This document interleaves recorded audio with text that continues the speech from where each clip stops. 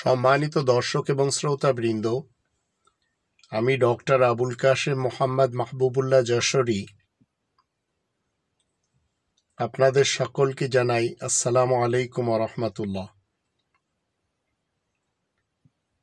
আমি ডক্টর মোহাম্মদ ইউনুস স্যারকে প্রবাসী ভাই বোনদের পক্ষ থেকে 15টি দাবি দিয়েছি।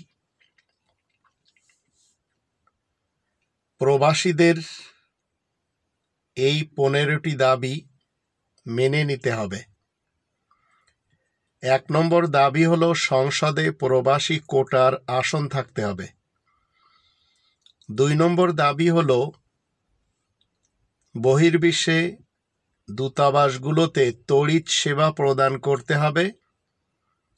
দূর এলাকা থেকে দূতাবাসে আসতে না পারলে অনলাইনে সাক্ষাতের ব্যবস্থা করে ফটো এবং স্বাক্ষর নিয়ে প্রবাসীর যাবতীয় সমস্যার সমাধান করতে হবে।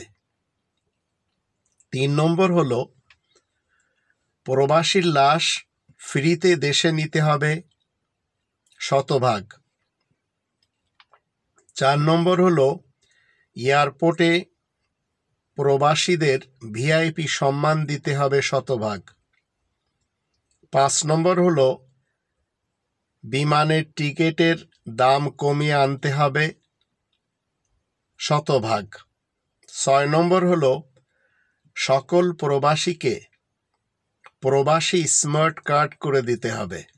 7 নম্বর হলো প্রবাসীদের জন্য উন্নত চিকিৎসা সেবা করতে হবে। 8 নম্বর হলো সিন্ডিকেট ভেঙে নতুন ভিসার দাম সীমিত করতে হবে। 9 নম্বর হলো পাসপোর্ট দালাল মুক্ত এবং অল্প সময়ে সার্ভিস দিতে হবে। 10 নম্বর হলো শর্তহীনভাবে প্রবাসী কল্যাণ ব্যাংক থেকে প্রবাসীদেরকে লোন দিতে হবে। 11 নম্বর হলো কমপক্ষে 4টি মোবাইল এবং 2টি ল্যাপটপ নেওয়ার অনুমতি দিতে হবে। 12 নম্বর হলো দেশে প্রবাসীদের সন্তানদের শিক্ষাঙ্গনে ভর্তির এবং পড়াশোনার ব্যাপারে অগ্রাধিকার দিতে হবে।